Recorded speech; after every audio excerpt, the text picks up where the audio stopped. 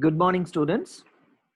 So today we will do the last lap of the lectures on graph algorithms. So as discussed, we will uh, talk about applications of DFS.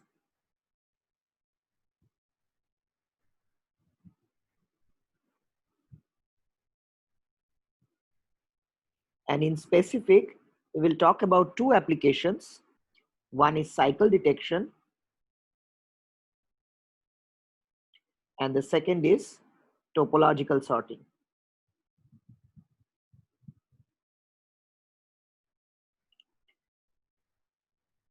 So let's take up the first problem of cycle detection.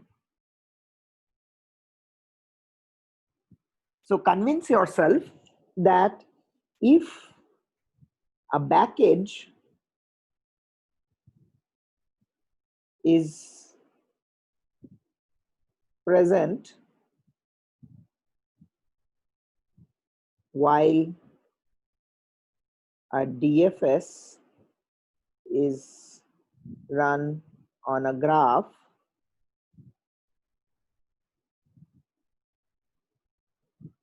there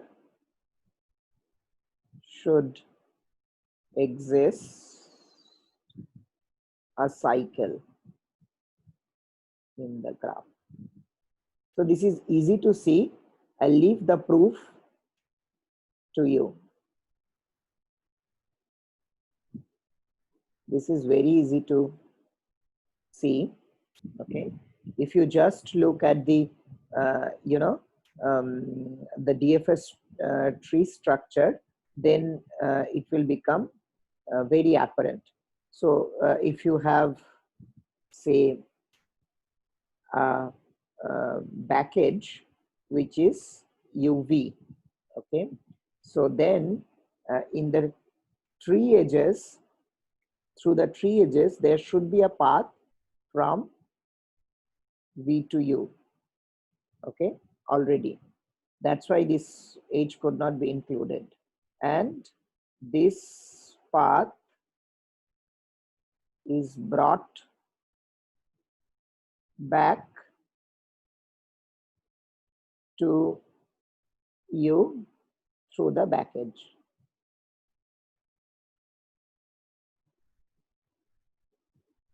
So you can try to do a more formal proof, okay, where you do both sides. That is an if and only if proof. This is what I leave to you up to for as a home task. Okay, so if cycle then back edge, if back edge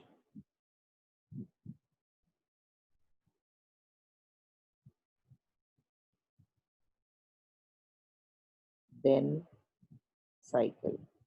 So I have already told you this part.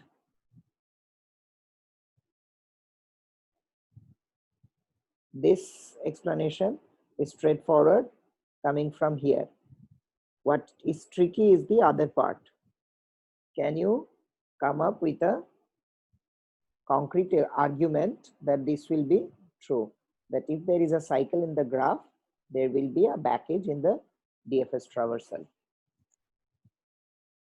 Now question is, if we assume or if we agree that presence of back edge actually ensures a presence of cycle, then how do we detect such cycles? So can we, question is, can we modify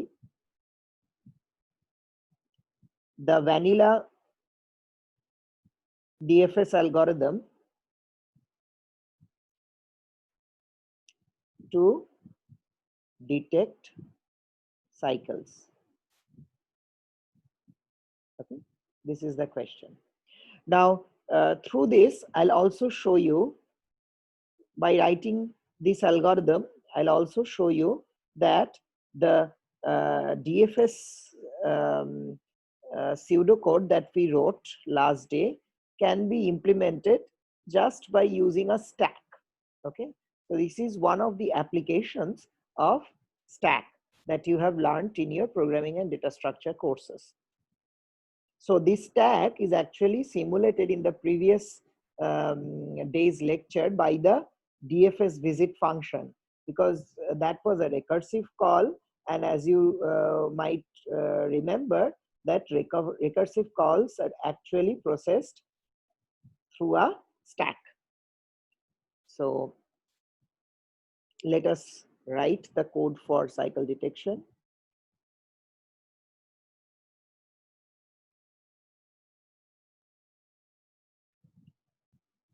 All vertices colored white. Create a stack S. Color V gray and push V onto S. While S is non-empty, pick at the top U of S. If U has a gray neighbor,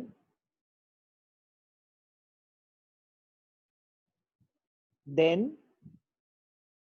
there is a cycle. Else, if U has a white neighbor,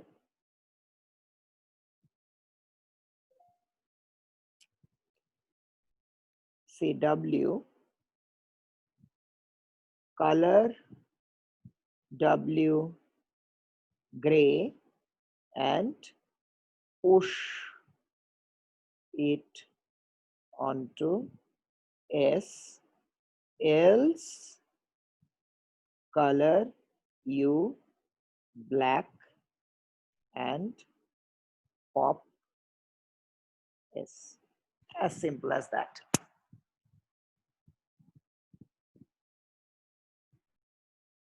So this is just a very easy stack implementation of the DFS algorithm, which is also able to tell you whether a cycle exists or not. Okay. So we will look at an example to ensure what we have written is correct. So it's very simple. So if U has a gray neighbor, okay, then we detect a cycle. Okay, immediately we can tell that there is a cycle in the graph. This is where we have actually discovered a back edge. Okay, let's see how it goes. Let us take a very small example.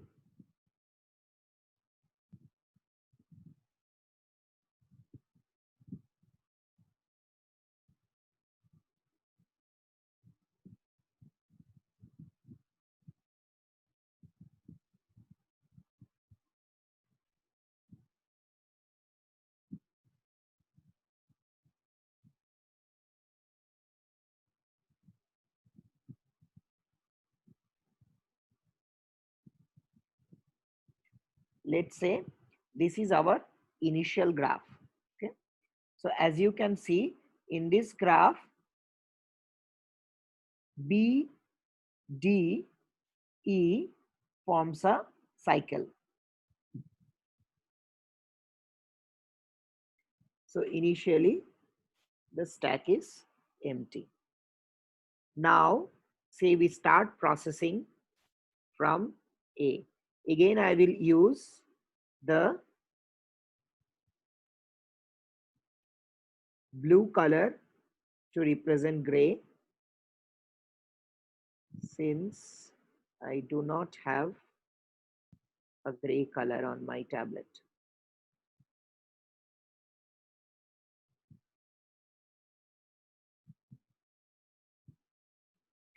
So now the first thing that you do is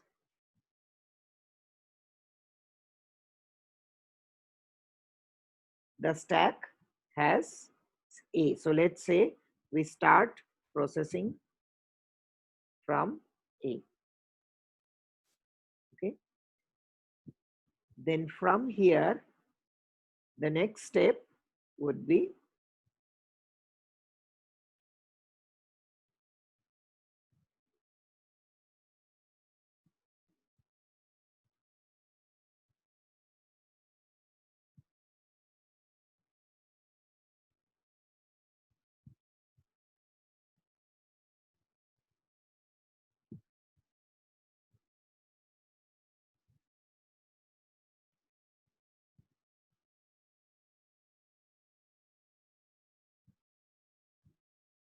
so from A, we now go to B, and the state of the stack is AB. Okay. From here, the next step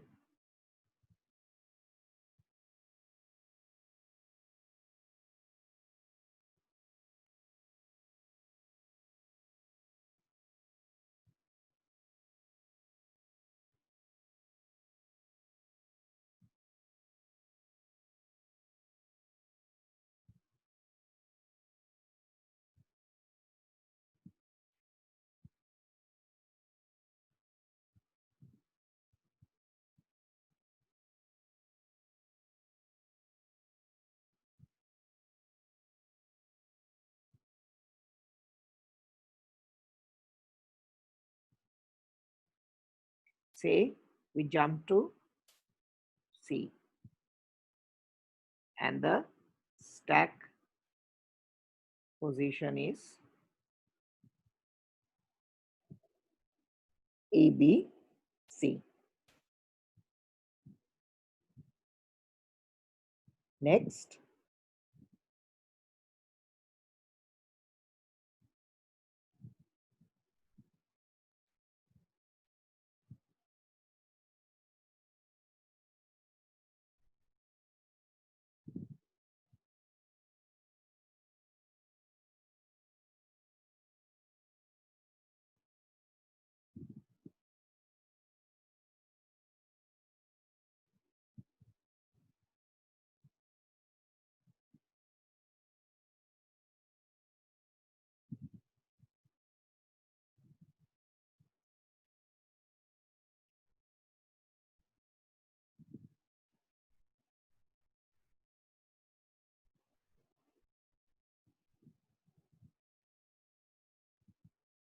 now since C has no further explorations left, it becomes black and it is popped from the stack.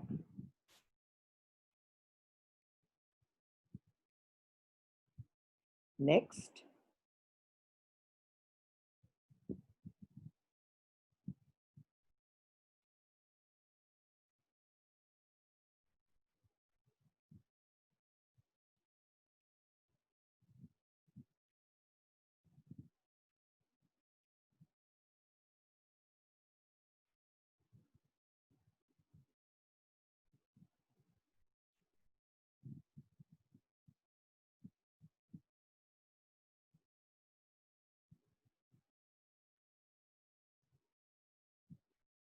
so now we have come back to B and again restarted our exploration. Okay, let's say we go to D.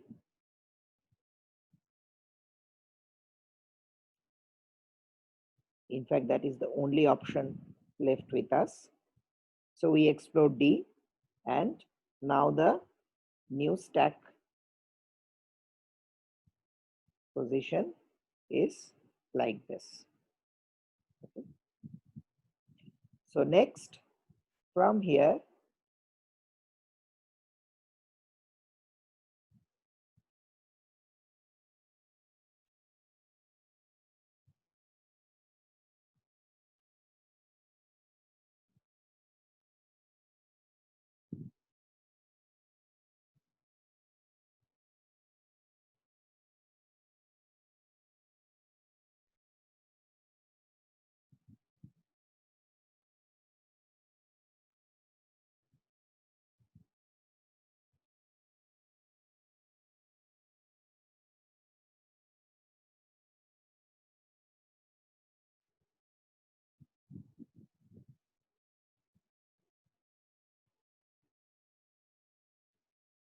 from D, we visit E, and the new stack condition is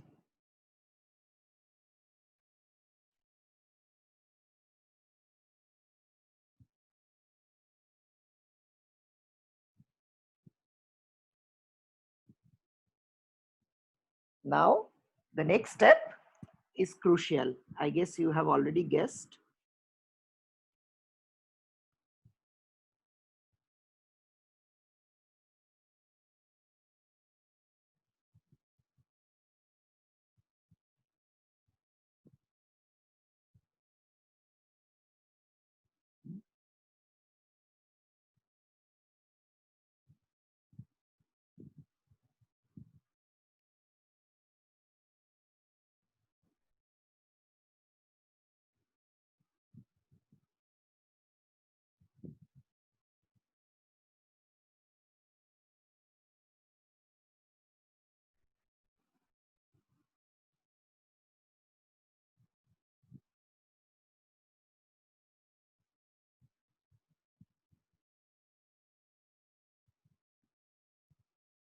Now see, at this point, what do you observe? You observe that E, when you are trying to start exploration from E, E has a E has a gray neighbor, and that is B. Okay. So at any point in time, when something comes back to the stack, which is still not removed from the stack, okay, you see a cycle. Or in other words, you find out that there is a node whose gray neighbor is again found. Okay, there is a new node that you have encountered, and then you start exploring that new node. Okay, and you observe that there is already a gray neighbor of that node existing, like the neighbor B of E in this case. Since B is a gray neighbor of E, so we can safely conclude that there exists a cycle.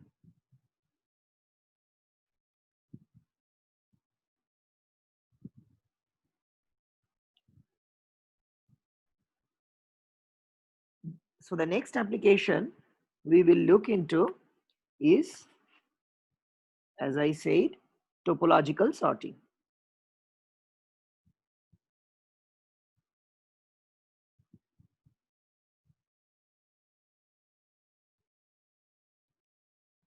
This is again a very important application of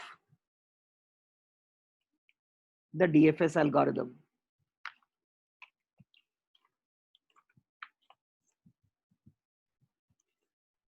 But before we discuss topological sorting, we have to get introduced to some important terms.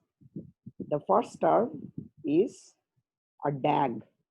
Okay, a DAG full form directed acyclic graph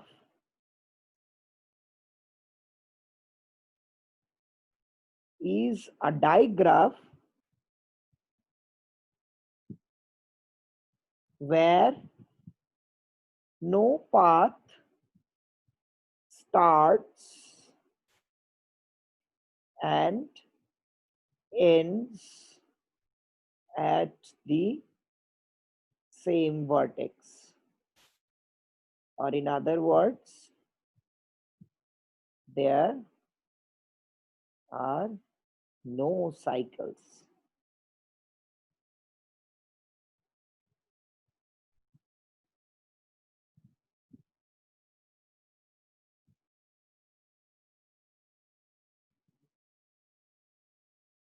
So a directed acyclic graph is a digraph which has no cycles.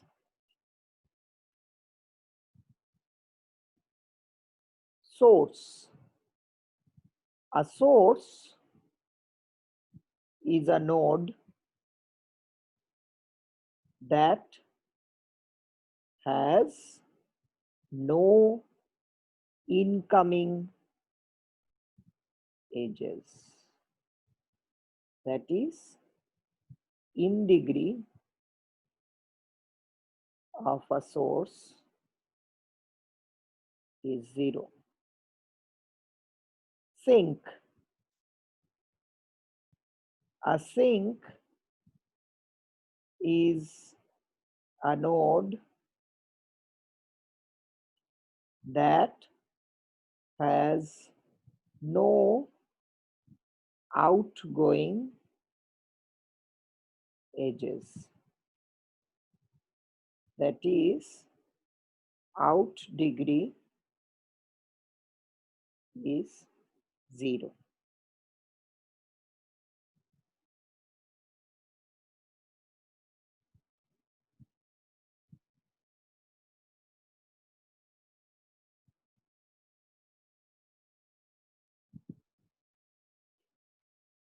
A DAG has at least one source and one sink node.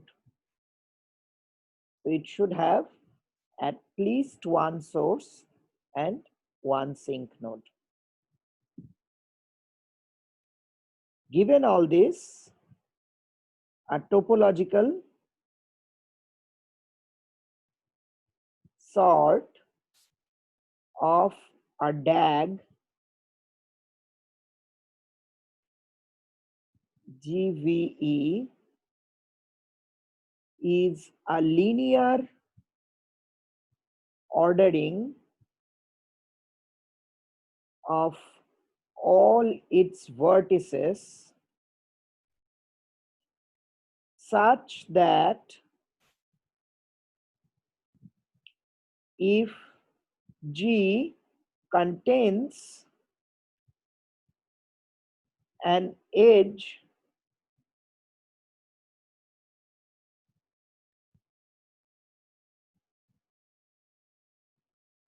say UV, then U appears before V in the ordering.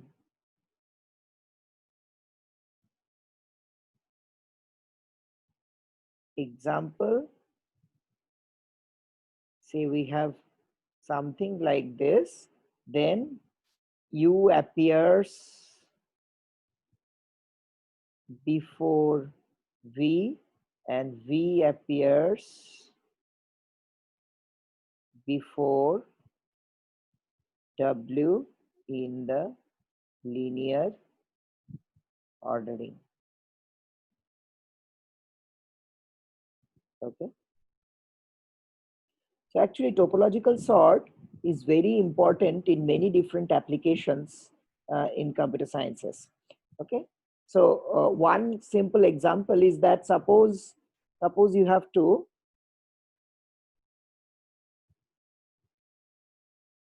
perform a set of tasks. Okay. And this has to be performed in linear order.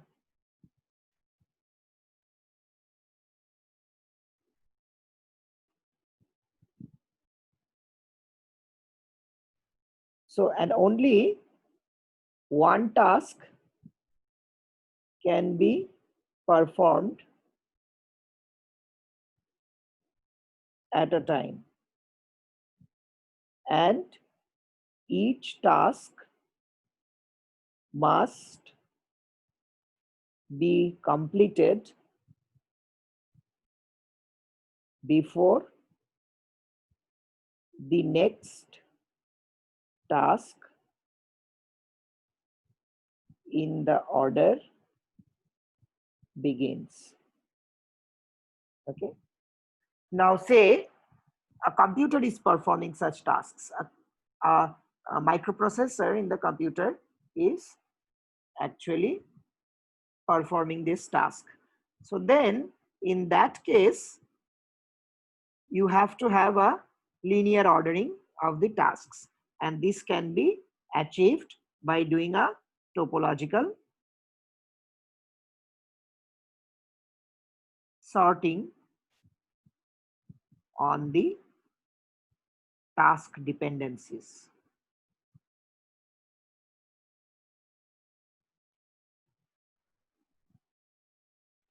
Okay.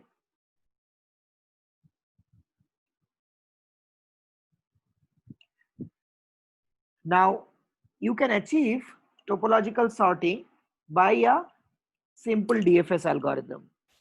And this is how we do it.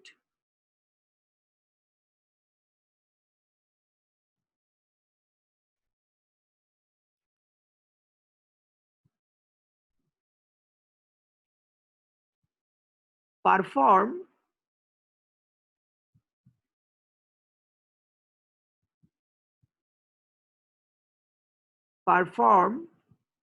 DFS to compute the finishing times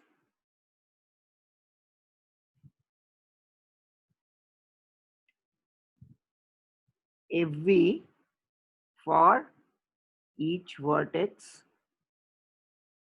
V. As each vertex is finished, insert it to the front of a list. Return the, let's say, a linked list. Return the linked list of vertices. As simple as that. You perform DFS, compute the finishing times. As a vertex is finished, you insert it in the front of a linked list.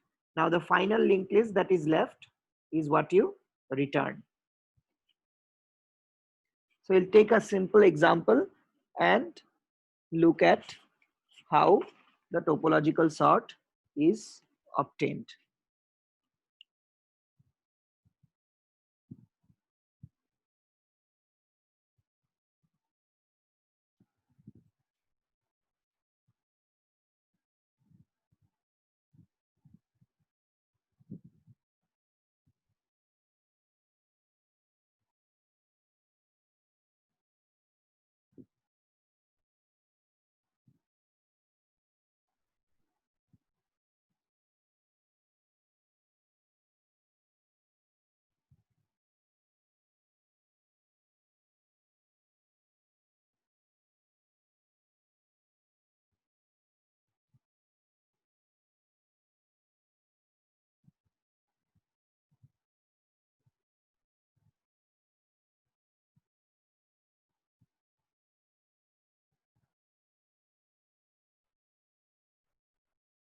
Say we have a graph like this. We start at 0. Okay. Go to 2, let's say. Okay. Then from 2, go to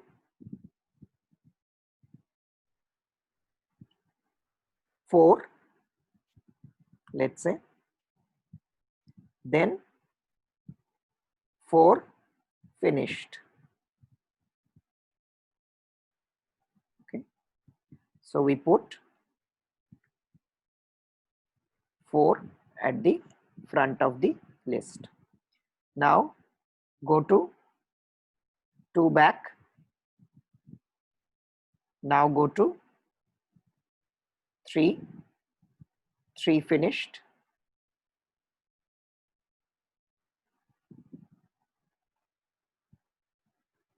Put 3 at the front of the list. Now again go to 2, 2 finished.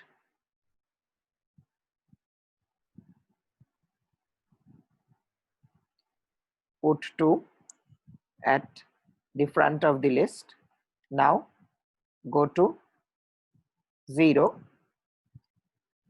Then from 0 go to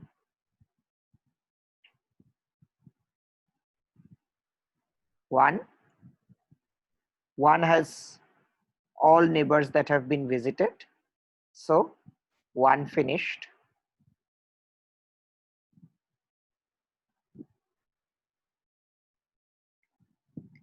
Put 1 at the front. Go to 0, 0 finished. Put 0 at the front of the list. And in this way, you get a topological sorting of the graph using a simple DFS algorithm. Now, as you understand that depending on how you visit, you can have multiple topological sortings of the graph. So it is non-unique in nature. So we have come to the last segment of our graph algorithms chapter. So here, the last thing that we will talk about are the BFS traversals. Okay, like DFS goes from one vertex to a deeper vertex and explores through the depth, BFS explores through the breadth of the graph. This explores the graph through the breadth.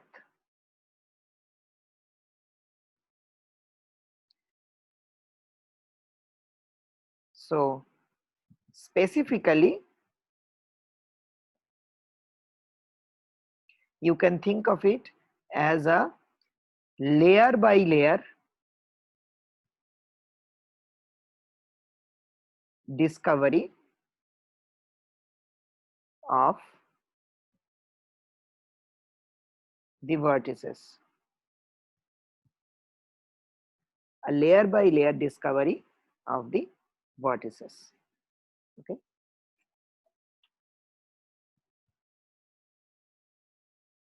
A simple algorithm is as follows.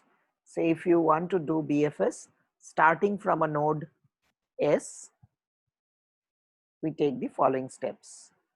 Color is gray, insert S into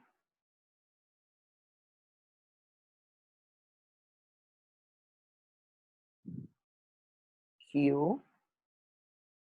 Like DFS uses stack, BFS uses a queue.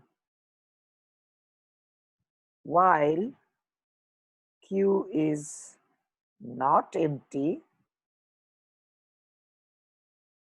do take vertex U of Q for each edge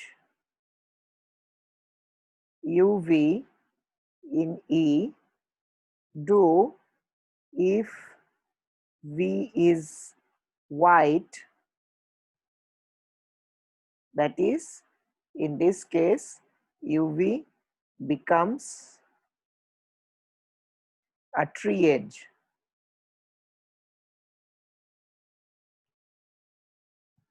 Then color V gray, insert V into Q. Finally, color U black. So now you see that unlike DFS, where you were going depth by depth, here at one depth you explore all the neighbors of a particular node. Okay, you visit them and then you go to the next breadth and then the next breadth. So it is a layer by layer exploration. Let's take an example and try to understand this. Let's say we have a small graph like this.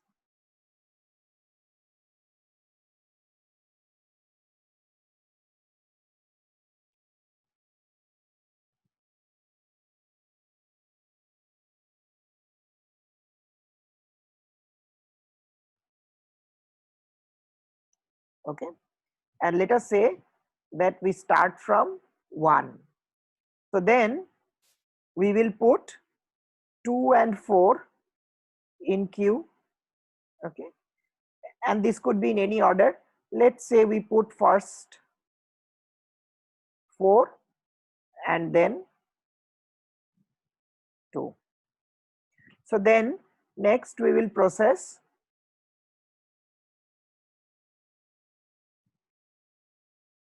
4 since it's at the front of the queue, and we will put 3 in queue. Okay, then we will process 2 and then finally 3. So the layers that we will obtain are 1, 2, 4 and 3.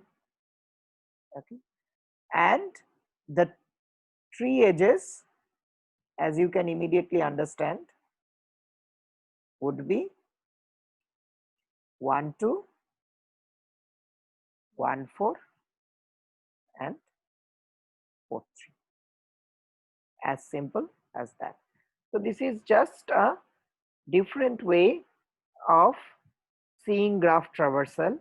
While DFS does it through a depth by depth exploration, BFS does it through a layer by layer exploration.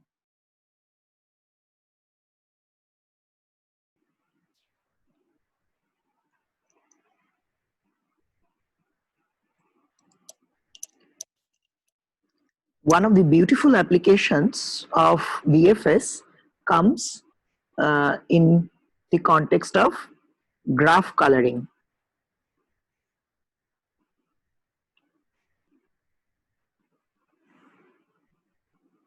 So we will first introduce ourselves to the concept of K coloring, and then we will see where the application lies. So the concept of coloring vertices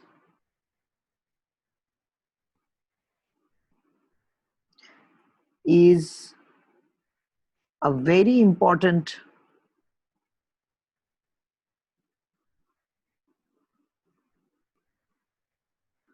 application in graph theory.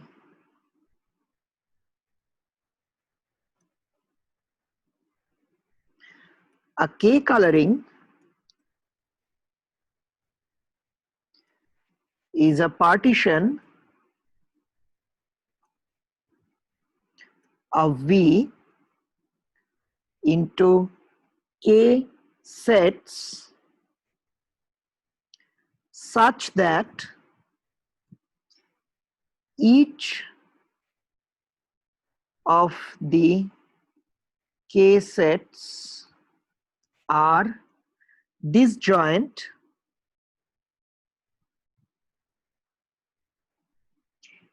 and no two vertices in the same set are adjacent to each other. A graph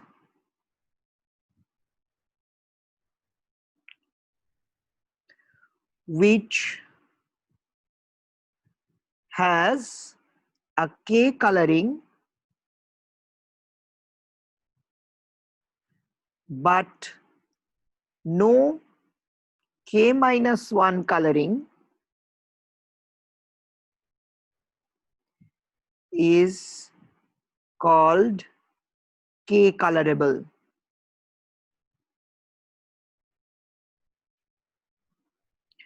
Many key terms. Okay. First, K coloring. It is a partition of the set of vertices into K sets, okay, where each of the K sets are disjoint and no two vertices in the same set are adjacent to each other, okay. And a graph which has a K coloring but no K minus 1 coloring is called K colorable. Let us take an example and understand this. Let us say we have a graph like this.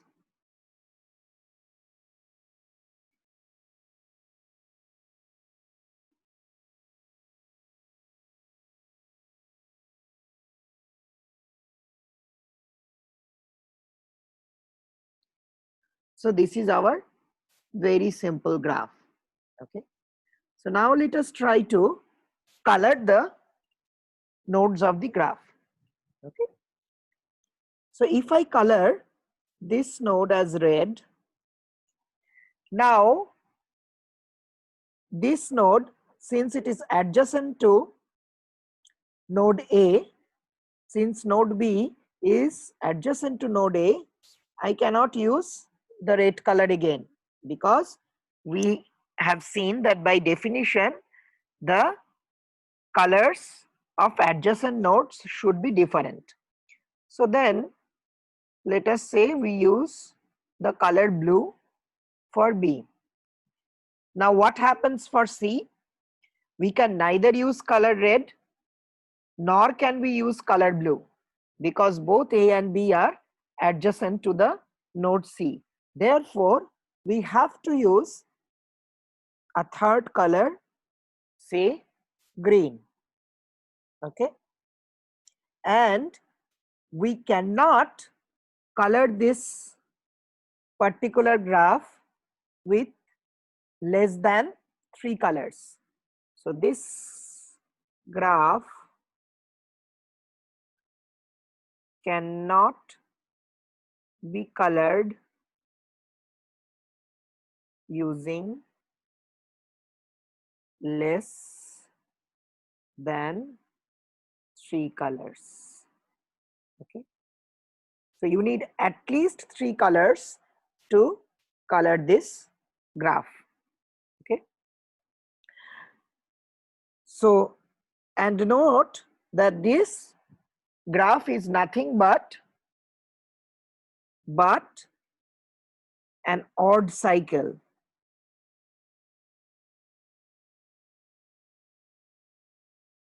Okay, so this graph is also an example of an odd cycle.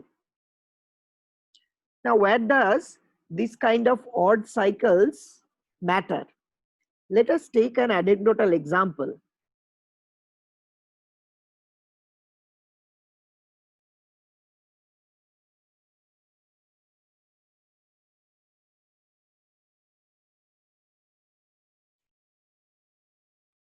In the context of a special kind of social network or social graph, where our vertices, okay, are set of man, woman, okay, and age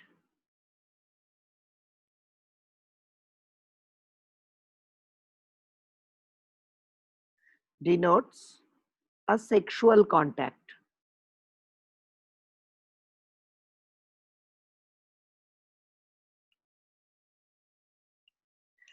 Now, see, a very simple exercise tells us an important property of this graph.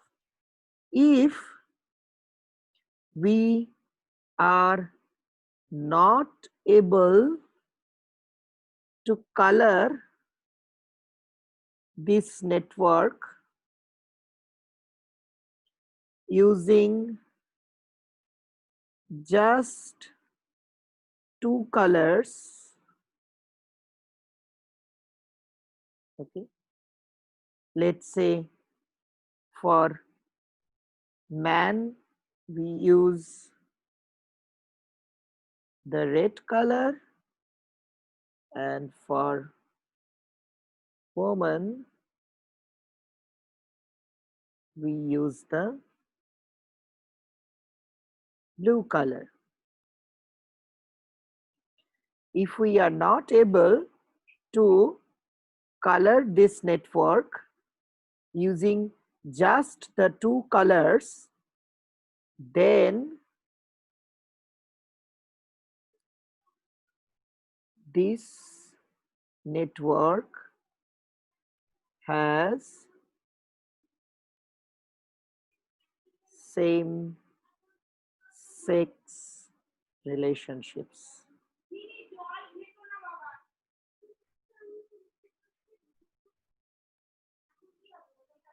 Okay, so that means if there is an odd cycle in the graph, then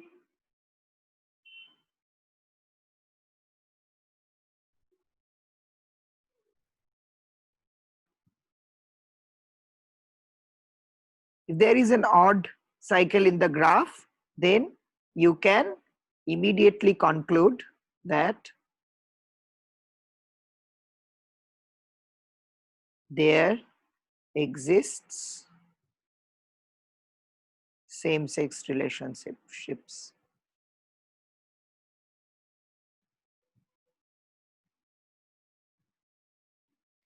in the graph. So you see that this coloring idea and these odd cycles have very important, could have very important applications.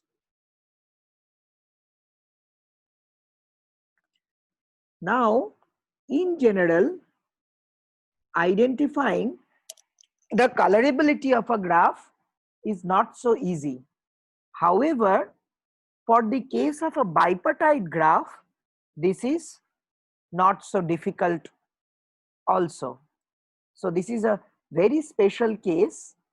For bipartite graphs, it seems that the problem is not very difficult. So consider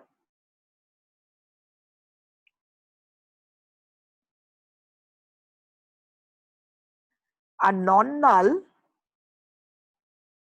bipartite graph.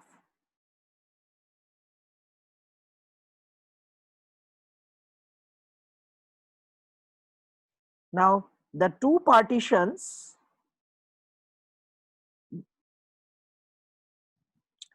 be denoted as V1 and V2. So in such bipartite graphs, V1 can have one color, say red, and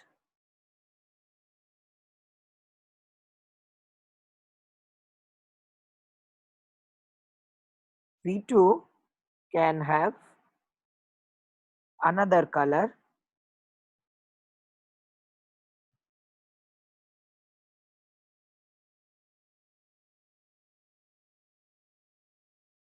say blue. So that means a bipartite graph is a two colorable graph.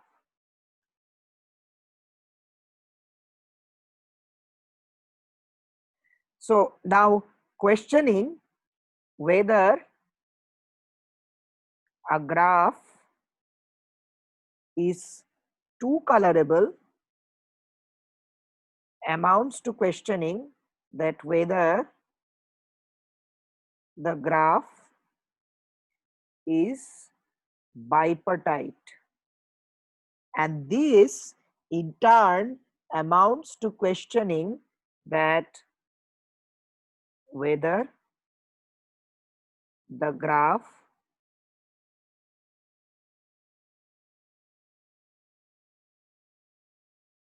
has an odd cycle or not. Now, as we have seen that if a graph has an odd cycle, if there is an odd cycle, then we will need at least three colors to color the graph, and therefore such a graph cannot be two colorable, and therefore cannot be a bipartite graph. This can be proved more formally. So the thing that we have to prove is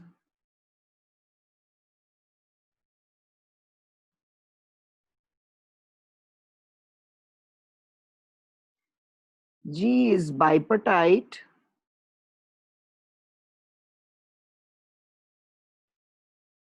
if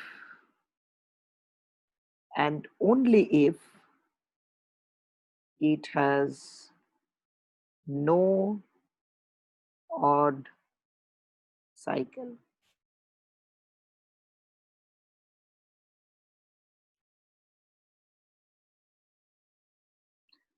So how do we go about doing this?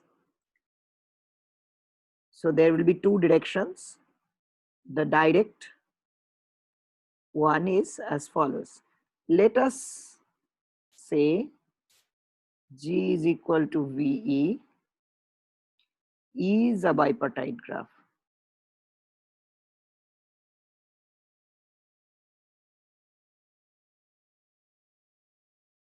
So also let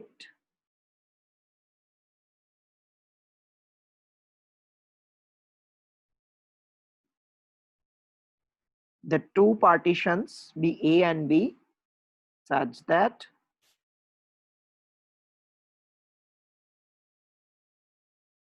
is null and edges run from nodes in A to nodes in B only. Suppose G has at least, now this is a technique of contradiction that we will use to prove the theorem. Suppose G has at least one odd cycle.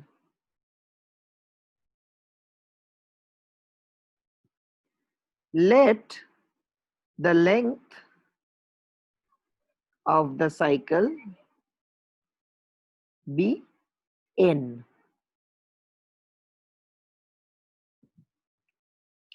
and let the cycle be represented as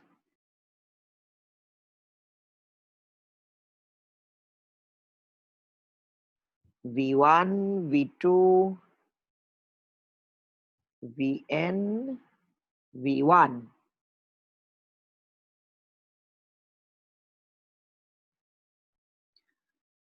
So without any loss of generality,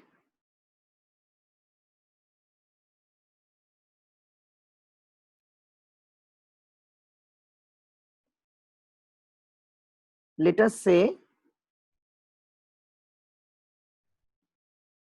V1 belongs to A. This would mean that V2 would belong to B, V3 would again belong to A, and so on and so forth. Okay.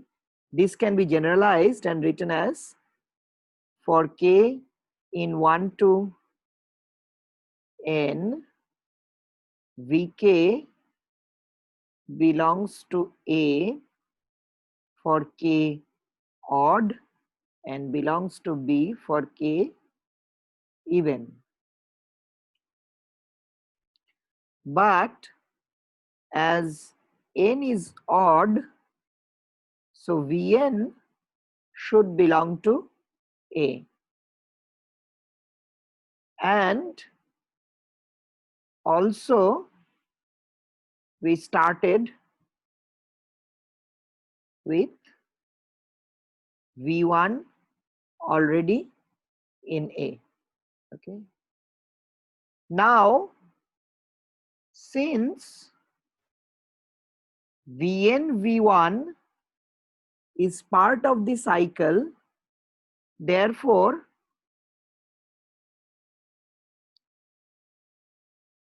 Vn V1 belongs to E. That is, there is an edge from Vn to V1. Otherwise, this cycle could not have been formed in the first place, which then contradicts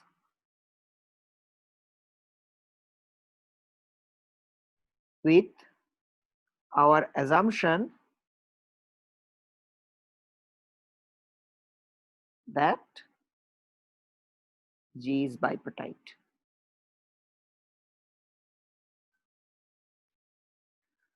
So this completes the direct side of the proof.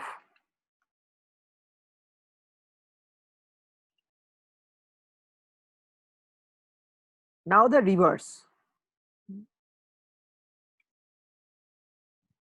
Let's assume that G has even cycles.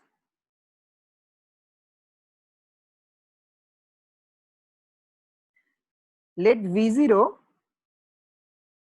be any vertex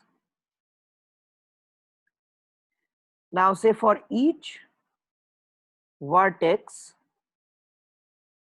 V in G, dV denote the length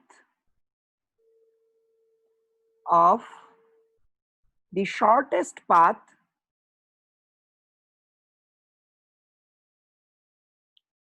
from V0 to V. Now color red every vertex of G whose shortest distance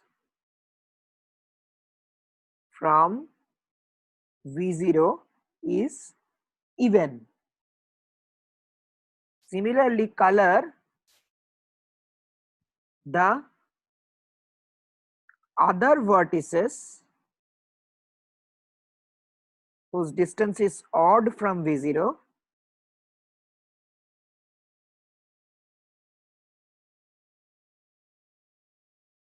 with blue. Now note that if there is an edge between any pair of red nodes or any pair of blue nodes,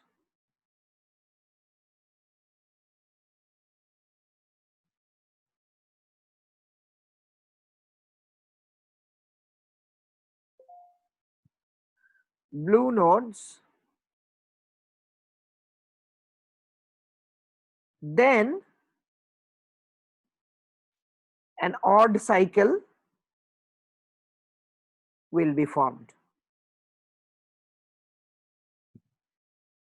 This is because if you have the shortest path of even length, okay, all these are colored red, and if there is an edge between any pair of red nodes, then this will form an odd cycle. Similarly, if there is an edge between a pair of blue nodes, then also it will form an odd cycle.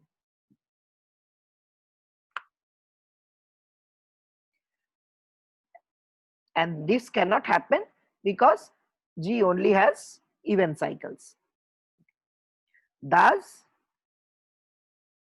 G must be bipartite and the blue and red nodes defines the two partitions. So this completes the proof. Now, once you have proved that a bipartite graph cannot have an odd cycle, you can use BFS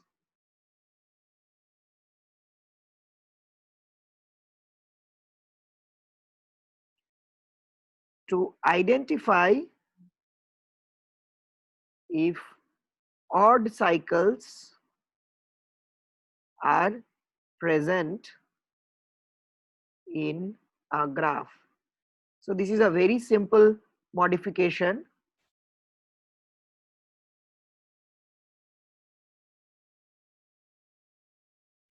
of the original BFS algorithm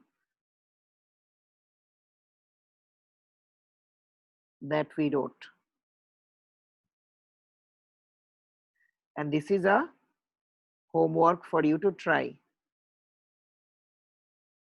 Okay, try to convert the simple BFS algorithm into a one which will identify whether odd cycles are present in a graph. And if there are no odd cycles in the graph, then the graph is bipartite.